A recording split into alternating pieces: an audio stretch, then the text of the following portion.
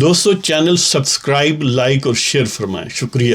بسم اللہ الرحمن الرحیم، الحمدللہ رب العالمین والصلاة والسلام علی خاتم النبیین، اما بعد۔ پاک بیوس محمد منشا، السلام علیکم، کیسے ہیں جناب؟ بات کرتے ہیں عبد القادر بلوچ اور ثناء زہری کا مسلم لیگ نون کو چھوڑنا۔ آپ جانتے ہیں کہ جب سے میاں صاحب نے یہ کھل کے پاکستان کے دشمنوں کو، جس کے اس وقت سرغنہ جو ہیں قمر باجوہ صاحب ہیں، جو گویا کہ ایک ٹھگوں کا گروہ ہے، جن کو ہم جنرلز کہتے ہیں، جن کو آرمی چیف بنایا جاتا ہے۔ ظاہر ہے ٹھگ سارے ہی ٹھگ اکٹھے ہوں تو ان میں سے ٹھگوں کو ہی پکڑ کے کسی کو بنائیں گے نا، بہت بھی احتیاط کریں تو ٹھگ ہی ہاتھ میں آئے گا۔ تو بہرحال اس وقت ان ٹھگوں کے سربراہ جو ہیں وہ قمر باجوہ صاحب ہیں۔ وہ اپنی ٹھگری کو دوام دینے کے لیے پاکستان میں بے ضمیری، ضمیر فروشی اور بے ہمیشتی کی فصل کو نہ صرف یہ کہ بوتے ہیں بلکہ اس کو پروان چڑھاتے ہیں۔ اپنے جو توپ و تفنگ کی طاقت ہے ان کے پاس، جو قوم نے تو دی تھی کہ قوم کی حفاظت کریں، لیکن وہ قوم کے سروں کو یعنی سروں پر مسلط رہنے کے لیے اس کا استعمال کرتے ہیں۔ اور اس آبجیکٹو کو اچیو کرنے کے لیے جو میتھڈالوجی، اور اس میں ایک سب سے اہم ایلیمنٹ یہ ہے کہ یہاں پر کوئی باضمیر شخص پنے نہ پائے، لہذا وہ ہمیشہ یہ کوشش کرتے ہیں بے ضمیری کو، غداری کو اور بے وفائی کو گلوریفائی کرواتے ہیں، یعنی ان کو انعام و اکرام دیتے ہیں اقتدار کی صورت میں، وزارتوں کی صورت میں، اور جو یعنی غداری کرتا ہے کسی بھی شخص سے، پارٹی سے، کسی آئیڈیالوجی سے، پاکستان کے آئین سے، اور جو اس پر مصر رہتا ہے کہ میں وزاداری کو نہیں چھوڑنا، وہ اس کے خلاف ریاستی جبر کا استعمال کرتے ہیں۔ کچھ تو اس والے سے ہیں اور کچھ جو ان کی مائنڈ سیٹ میں جن کی پرورش ہوئی ہے، جیسے عبد القادر بلوچ یا باقی جنرلز۔ میں کہتا ہوں کہ پاکستان کا جنرل جو ہے وہ بائی ڈیفینیشن غدار ہوتا ہے، اس لیے کہ اسے گروم اپ اس انداز سے کیا جاتا ہے کہ پاکستان کے عوام جو ہیں ان سے دشمنی ہی تمہارا فریضہ ہے۔ پاکستان کے آئین کا حلف اصل میں وہ سمجھتے ہیں کہ آئین کو توڑنے کا حلف ہے، لہذا وہ آئین کو توڑتے ہیں جب بھی انہیں موقع ملتا ہے۔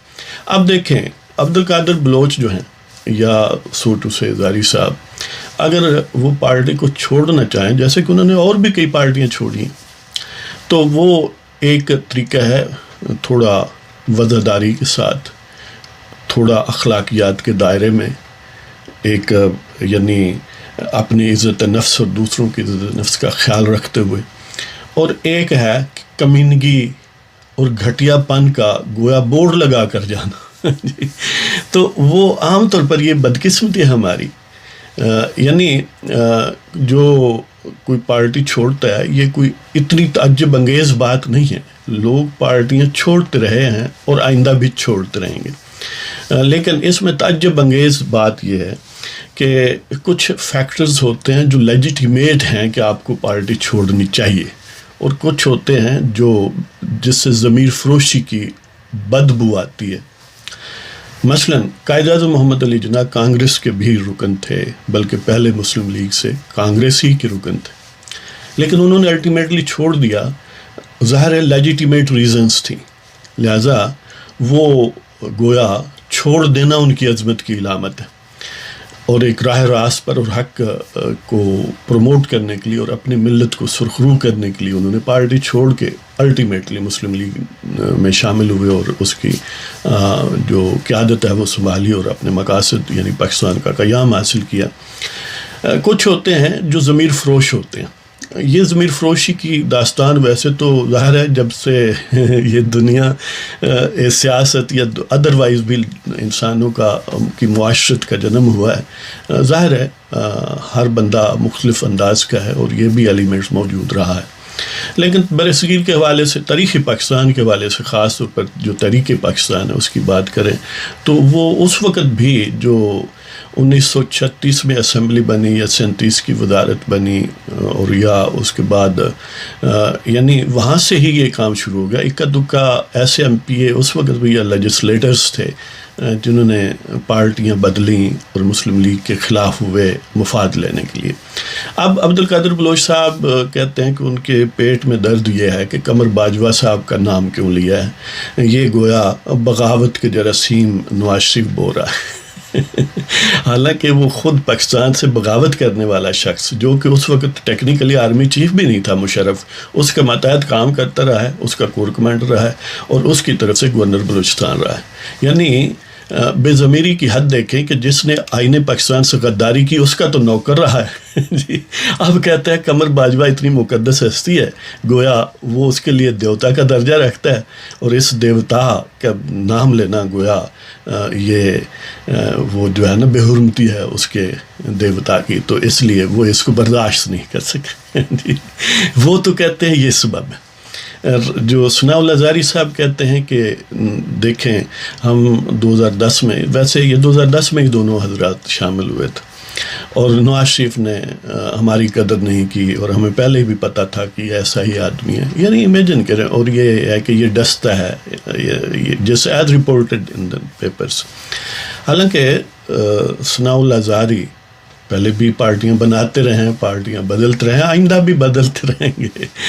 تو بہرحال انہیں بھی اگر موجودہ حالات میں ظاہر ہے نواز شریف کے بیانیے کا وزن ان سے زیادہ بھاری ہے, تو بینگ ایک بلوچ سردار ہمیں ان سے یہ توقع تھی کہ وہ وزاداری کے ساتھ جائیں. ضروری نہیں ہے یا ہر ساتھ سرائی کریں یا جس کے ساتھ پہلے رہیں اس کو گالی گلوچ کے دے کے ہی جائیں, ویسے بھی تو جایا جا سکتا ہے. ٹھیک ہے جی, ہماری راہیں اب جدا ہو گئی ہیں, ہمارا ساتھ گزرا اچھا گزرا, اب ہم اکٹھے نہیں رہ سکتے, جا رہے ہیں. یعنی ضمیر فروشی کی مائلڈ فارم بھی تو ہو سکتی ہے, لیکن بہرحال اپنے سابقہ ساتھیوں کو یا جن کو اسی زبان اسی منہ سے انہی سٹیجز پر کھڑے ہو کے جن کی تعریفیں کی جاتی تھی, جن کے قصیدے کہے جاتے تھے, اب اسی زبان سے ان کو گالی دی جاتی ہے, ان پر یعنی گھٹیا انداز میں کرٹیسائز ان کو کیا جاتا ہے. تو یہ ایک یعنی کم ظرفی کا ثبوت ہے. وہ کیا کہتے ہیں کہ ہم کو ان سے وفا کی ہے امید, ہم کو ان سے ہے وفا کی, ہم کو ان سے وفا کی ہے امید جو نہیں جانتے وفا کیا ہے. جی یا بہر کم ظرف ہے بسان حباب کاسا لیس اب ہوا ہے تو جس کا. یعنی یہ کاسا لیسی یا یہ اپرچونزم یا یہ جو ٹن کوٹ ہونا ہے, یعنی یہ بذات خود ریپرینسیبل ہے, لیکن یہ ہے کہ اس کو مائلڈ انداز میں بھی کیا جا سکتا ہے. سارا جہان جانتا ہے کہ چھوڑنے کی کیا وجوہات.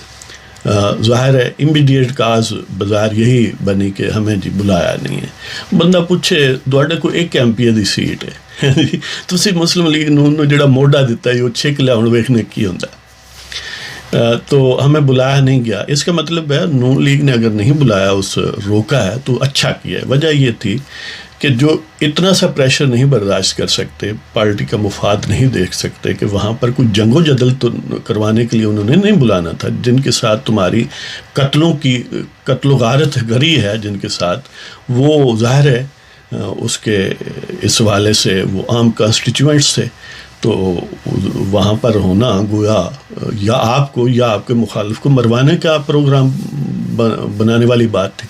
تو اس لیے انہوں نے اگر یہ سوچا ہے کہ ایسا نہ ہو تو یہ تو اچھی بات ہے, لیکن ظاہر ہے یہ تو ایک لیم ایکسکیوز ہے نا. مطلب یہی ہے کہ وہ بیانیہ اور موسٹ پروبیبلی نون لیگ نے یہ سینس کر لیا تھا کہ یہ حضرات جو ہیں ان کے جو اینٹیناز ہیں نا وہ GHQ کے ٹھگوں سے ملتے ہیں, لہٰذا ان کو موقع دیا جائے کہ یہ چلے ہی جائے.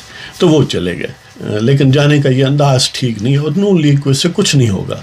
اس لیے تو میاں صاحب نے یہ کہا ہے کہ جن کی ٹانگیں کمزور ہیں, جن کی ٹانگیں کانپنے کا آج کل وہ حکومت بڑی اس پر جو ہے ناراض ہوتی ہے, اور GHQ کے ٹھگ بھی ہوتے ہیں, انہیں بھی خاصی پریشانی ہوتی ہے جب کوئی ٹانگیں کانپنے کا ذکر کرے.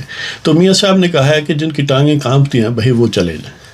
اس لیے اب معاملہ جو ہے وہ بڑا سیریس ہو گیا ہے. تو ظاہر ہے جو جنرلز ہیں پاکستان کی وہ بائی ڈیفینیشن سمجھ لیں کہ فیتھ لیس ہوتے ہیں, وہ بائی ڈیفینیشن بے وفائی کرتے ہیں. وہ ہر ایک سے بے وفائی کرتے ہیں. جو آئین پاکستان کا حلف اٹھا کے اس سے غداری کرتا ہے اس سے باقی کیا توقع کسی نے رکھنی ہے. یہی بلوچ صاحب جو ہیں آئین پاکستان سے غداری کرنے والے مشرف کے کور کمانڈر رہے, ان کے نیچے گورنر بلوچستان رہے. اب انہیں یعنی پھر ظاہر ہے وہ تو ایک طرح سے کنسسٹنٹ ہیں کہ وہ GHQ کے ٹھگوں کے باقاعدہ فرزند ارجمند ہیں اور اب انہیں کے باقاعدہ پالچی ہیں.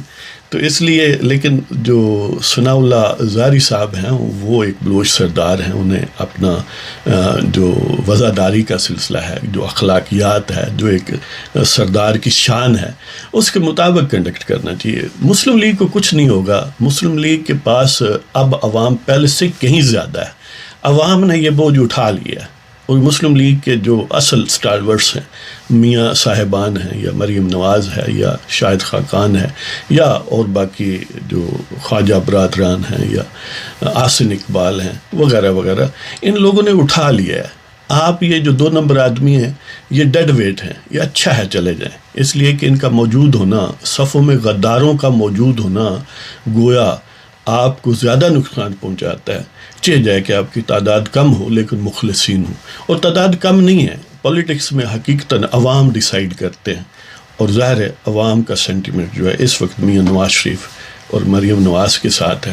مسلم لیگ نواز سارا جہان جانتا ہے کہ پوری اسٹیٹ کے مائٹ یوز کرنے کے باوجود, یعنی ان کے عدالتی ٹھگوں کا استعمال کرنے کے باوجود, GITs بنانے کے باوجود, بے شمار کیس بنانے کے باوجود, قید و بند کی سہولتیں دینے کے باوجود, بد اخلاقی اور بد زبانی کرنے کے باوجود, مسلم لیگ نواز پہلے سے کہیں طاقتور ہے, پہلے سے کہیں پاپولر ہے.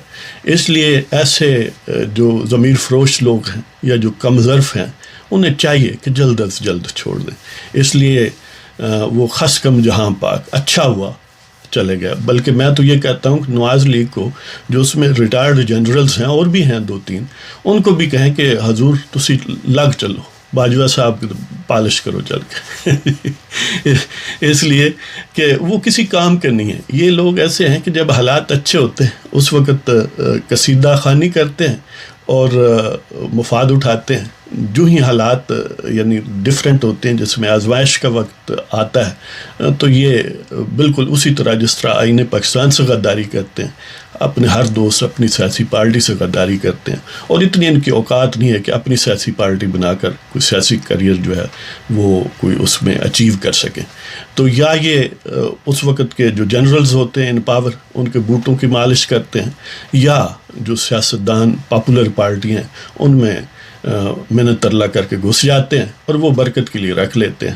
میاں صاحب کو آپ نے نہیں, پہلے کئی لوگ جو چھوڑ کے جنہوں نے اپنے ذہن کے حساب سے کندھوں پر انہیں اٹھا کر رکھا ہوا تھا اور وہ سمجھتے تھے کہ ہم نے جو ہی کندھا نیچے سے کھینچنا ہے میاں صاحب نے گر جانا ہے.